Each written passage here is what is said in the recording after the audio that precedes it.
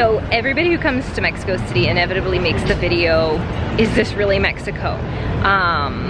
Or can you believe this is Mexico? Or something commenting about the crazy amount of wealth that is here in Mexico City. And I wanna have this conversation with you guys.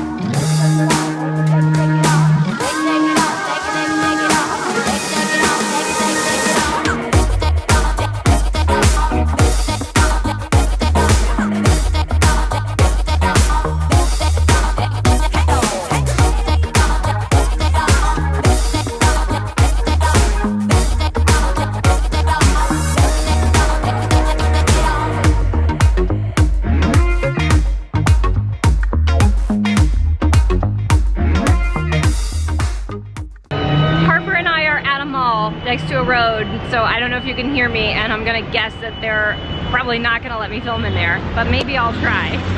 It looks big and fancy. What are you eating, Harper? Trail mix. And how is it? Trail mix. Oh, thank you. Oh, my favorite. Thank you, baby. So Jesse is home very sick. Terrible timing. I mean, he's okay, but he does not feel like getting out of bed today. So I decided to bring Harper down to this mall so that we could burn off some of her 3-year-old energy. And this place is swanky.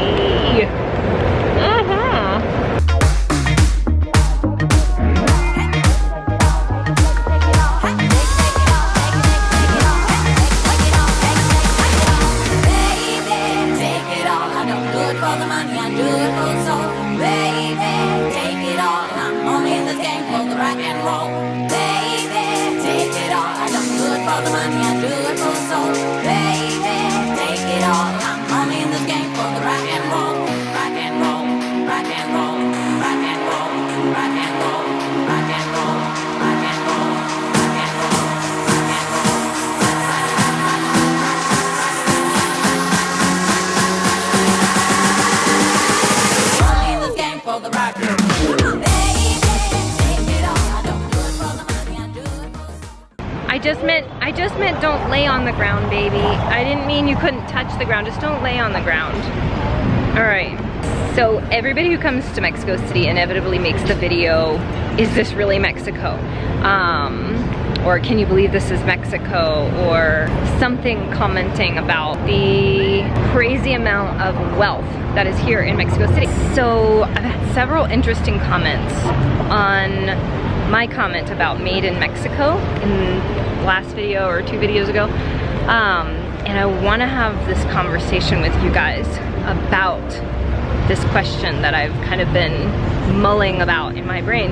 I feel like what people are trying to say when they make those videos is that oftentimes you hear one story about Mexico. If you're not in Mexico, or you're not from Mexico, or you don't know somebody from Mexico, the story that you often hear involves the cartels, or poverty, or illegal immigration, right? Like that is the story that we often hear about Mexico. And a lot of times it's the only story that we hear about Mexico. And so I think what people are trying to do is say, hey look, there is another side to this. Mexico is an enormous country and there is a lot of money here. It is not all poverty and drugs and crime, right? Those of us who are here want people to know, like, look, the things that you hear about in the news are just one part of the story and do not represent the whole of the country. And I think that's what struck me about Made in Mexico. Okay, so if you haven't seen it, it's just keeping up with the Kardashians in Mexico City, right? A bunch of super rich people and all their drama and all of that stuff.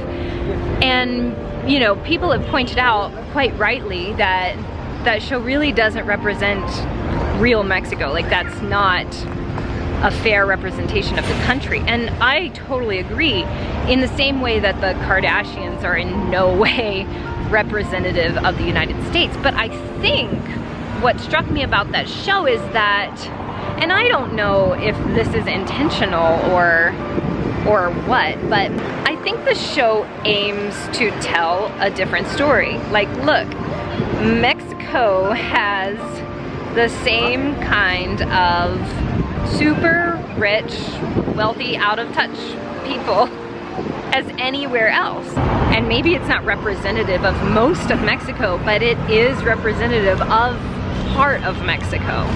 Does that make sense?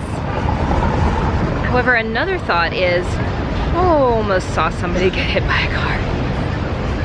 I'm fine, I'm recovered, they're fine, everybody's fine. However, there is also really intense income disparity in this country. There's income disparity in every country on earth. The income disparity is a fact of our entire world. However, does that complicate our watching of this show? I mean, there is a significant poverty issue in Mexico. Does that color the way we see a show like Made in Mexico? Is Made in Mexico fundamentally different than Keeping Up with the Kardashians because of the difference in median incomes between Mexico and the United States? Another thing that I wanted to ask your opinion on is, do people from the United States and Canada over focus on the ritzy stuff? Is that a problem? Is that because of, you know, I mean, my country is pretty well known for being quite focused on money. Am I just bringing that right here with me when I'm like, oh look, there's another side to Mexico, let's talk about the super wealthy stuff? Okay, these are just thoughts that I have being in Mexico City, and I really want to hear what you guys think, and that is getting pretty loud, so I'm gonna stop here. All right, talk to you soon. All right, hey guys, Harper and I are back in the apartment, and I took the longest, hottest shower. I am gonna take a shower every single day we're here because this shower is amazing, and also this bed is amazing. And these sheets are amazing, seriously. So to go back to what we were talking about earlier, I have some questions. How would you guys describe the dominant story about Mexico? Like, what is the story that people hear most often about Mexico? How would you describe that? What do people know about Mexico? What do people not know about Mexico? What do you think the story should be? Or maybe, what do you think the stories should be? Maybe there isn't a Mexico. Maybe there are a million Mexicos. It seems to me that whenever something is easy to understand or simple, it's probably not true. And so obviously the Mexico as dangerous, scary, poverty-stricken country, it's too simple. It's not the whole truth. On the flip side, is there a danger of going too far the other way and kind of rushing to embrace the positives, or I hesitate to even use that word, because is wealth a positive? Are fancy things a positive? Is nice stuff a positive? You know, I'm not sure that it's that simple either. So anyway, that is on my mind, and I think will be on my mind as we stay here in Mexico City for the next few days. On the flip side, I did not get stopped by anybody at the mall today. Could have been because my kid was screaming and they figured, not worth it. So anyway, I hope you are having a great day. I really want to hear your thoughts. Leave me a comment and don't forget to subscribe and do that bell thing. All right, love ya. Bye.